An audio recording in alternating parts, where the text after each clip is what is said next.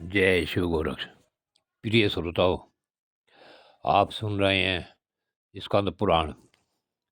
और स्कंद पुराण में आज आप सुनेंगे स्कंद पुराण का भाग 5 तथा माहेश्वर खंड का भाग 4। पिछले भाग में आपने सुना कि जब सती को अपने पिता दक्ष के यहाँ यज्ञ होने का पता लगा तो उसने देवादिदेव महादेव से बड़ी मधुर वाणी में कहा कि स्वामी आप भी चलें। तो भगवान शिव ने कहा, देवी, किसी के घर बिना बुलाए नहीं जाया करते। परंतु सती ने हट की और भगवान शिव से कहा कि मैं यही देखने जाती हूँ कि उन्होंने आपको क्यों नहीं बुलाया। इससे आगे की कथा इस भाग 5 में सुने। सती उस स्थान पर गई जहाँ वे महान प्रकाशशाली यज्ञ हो रहा था और परम सौभाग्यवान नंदी की पीठ से उतरकर इधर उधर दृष्टि डालने लगी। उन्होंने माता पिता, सुहृद, संबंधी तथा बंधु बांधवों को देखा। माता पिता को मस्तक झुकाकर वे वहीं प्रसन्न हुई। फिर अपने अभिमत प्रस्ताव के अनुरूप वचन बोली, पिताजी, जिनसे यह संपूर्ण चराचर जगत पवित्र होता है, उन परम कल्याण में भगवान शंकर को आपने क्यों नहीं बुलाया? भृगु जी, क्या आप भगवान शिव को नहीं जानते? हे कश्यप जी, क्या आप भी महादेव से परिचित हैं?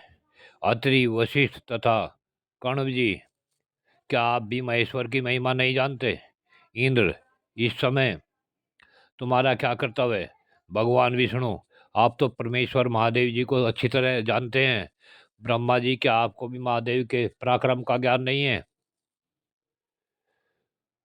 सती इस प्रकार कुपित होकर राजा दक्ष के यज्ञ मंडप में बोल रही थी।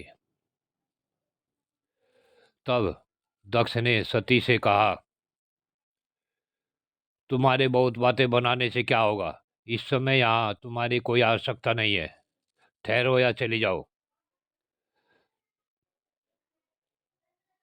तुम यहाँ आई क्यों?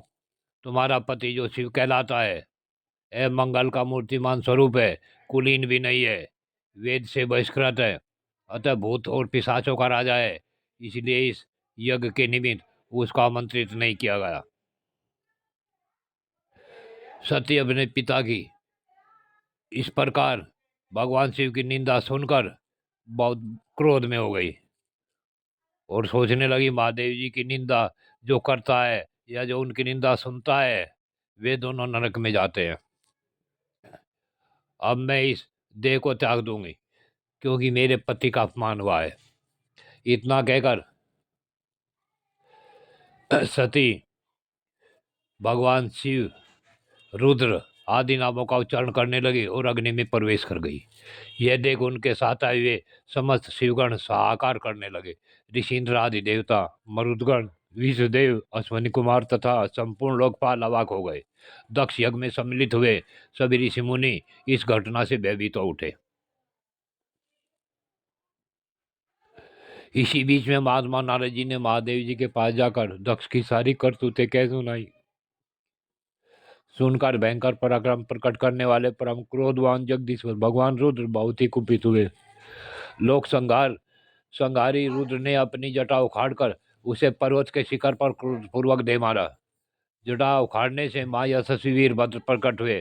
साथ ही करोड़ों भूतों से गिरी हुई काली का भी प्राकट हुआ। महात्मा रुद्र के क्रोध और निश्वास से सैकड़ों प्रकार के ज्वर और 13 प्रकार के सन्निपात रोग पैदा हो गए।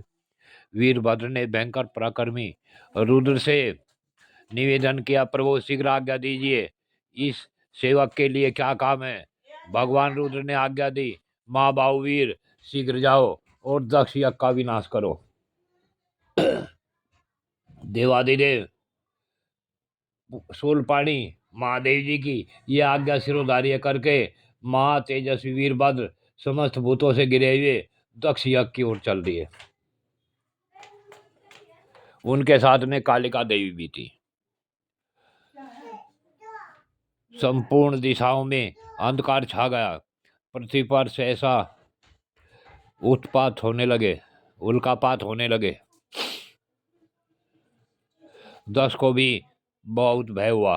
भगवान विष्णु की शरण में गए और विनय पूर्वक कहने लगे, माँ विष्णु, आप हमारे परम गुरु हैं, रक्षा कीजिए, रक्षा कीजिए। सुरश्रेष्ठ आप ही यज्ञ हैं, इस मान यज्ञ से भय से हमें मुक्ति दीजिए। दक्ष के इस प्रकार प्रार्थना करने पर भगवान मधुसूदन ने कहा, ब्राह्मण, इसमें संदेह नहीं कि मुझे तुम्हारी रक्षा करनी चाहिए, किंतु तुमने धर्म को जानते हुए भी महादेव की अवहेलना की है। महेश्वर की अवज्ञा से ही तुम्हारा सब कुछ निष्फल हो जाएगा। भगवान विष्णु का यह वचन सुन दक्ष चिंतित हो उठे। उनका मुंह सूख गया। इतने में ही अपनी सेना से गिरे हुए महातेजस्वी वीरभद्र भी आ पहुंचे। उनके साथ काली, कात्यायनी, ईशानी, चामुंडा, मर्दिनी, भद्रकाली, भद्रा, त्वरिता और वैष्णवी, ये सब नव दुर्गाएं तथा भूतों का महान समुदाय भी था।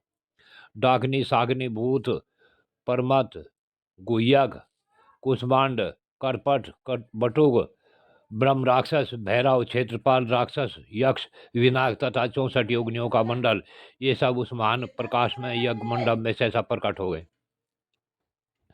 भगवान शंकर के उन पार्षदों ने देवताओं के साथ युद्ध आरंभ कर दिया। लोकपालों सहित देवताओं ने भी शिवगणों पर अस्त्र शस्त्रों से प्रहार किया।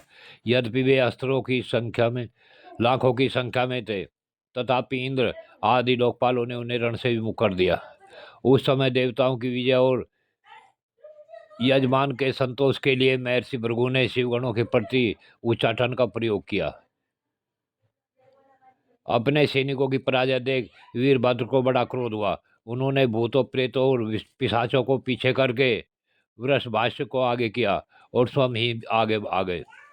महाबली वीरभद्र ने एक तीक्ष्ण त्रिशूल हाथ में लेकर देवताओं, दक्षों, यक्षों, पिशाचों, गुह्यकों तथा राक्षसों को भी उस युद्ध में मार गिराया।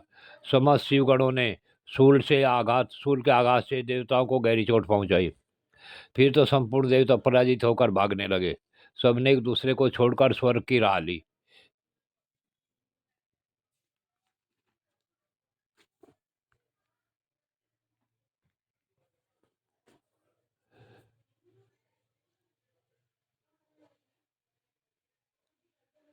तब दक्ष बृहस्पति से पूछते हैं, गुरुदेव, हमारी विजय कैसे होगी? बृहस्पति जी ने कहा, भगवान विष्णु ने जो बात बहुत पहले कह दी थी वह आज सत्य हुई। यदि फलस्वरूप में परिणत हुए कर्म का नियमायक कोई ईश्वर है तो वह भी कर्ता का ही आश्रय लेता है। जो कर्ता नहीं है उस पर वह उसका प्रभुत्व नहीं प्रकट करता। कर्म करने वाले को ईश्वर उसका फल देता है, न करने वाले को नहीं। प्रिय श्रोताओं, आज की कथा यहीं पूर्ण होती है। आगे की कथा अगले भाग में।